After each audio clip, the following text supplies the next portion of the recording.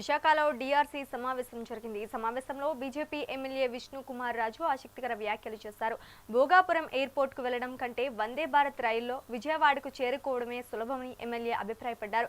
విశాఖ నుంచి భోగాపురం వెళ్లడానికి ప్రస్తుతం 2.5 గంటల సమయం పడుతుందన్నారు. కనెక్టింగ్ రోడ్ల నిర్మాణం పూర్తి కావడానికి చాలా సమయం పడుతుందని తెలిపారు. విశాఖపట్నం నుంచి భోగాపురం వెళ్ళడానికి 2 hours పడుతుంది. సో ఈ రోడ్స్ ఇంకా అది కంప్లీట్ అయినంత వరకు కూడా కొంచెం ఇబ్బందులు ఉంటాయి, దాంట్లో ఏమీ డౌట్ లేదు. కాబట్టి ఆల్టర్నేటివ్ ట్రైన్స్ కూడా వేసుకోవటం మంచిది కదా అని ఉద్దేశంతో సలహా ఇవ్వటం జరిగింది. వారు VMRDA they doing a good job. వారు త్వరితగతిన అవన్నీ ఇష్యూస్ ఏదైనా ఉంటే, కొన్ని ఫారెస్ట్ ఇష్యూస్ ఏ ఉన్నాయి, అది సెటిల్ చేస్తాము, చేసి కంప్లీట్ చేస్తాము. టిడ్కో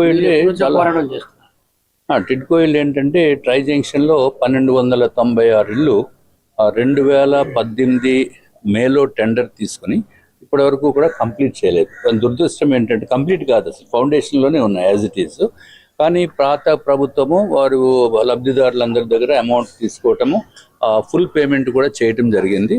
వాళ్ళు ఈఎంఐలు కడుతున్నారు బ్యాంకుకి, కానీ ఈఎంఐలు కడుతూ ఇక్కడేమో ఇల్లు లేవు, తర్వాత అద్దెంట్లో ఉంటూ దానికి మళ్ళీ కడుతున్నారు. చాలా బిలో పవర్టీ పీపుల్కి ఆ ఇల్లు కేటాయించడం జరిగింది. టైం పట్టు అంటే మనం ఇక్కడ నుంచి విశాఖపట్నం నుంచి భోగాపురం వెళ్ళడానికి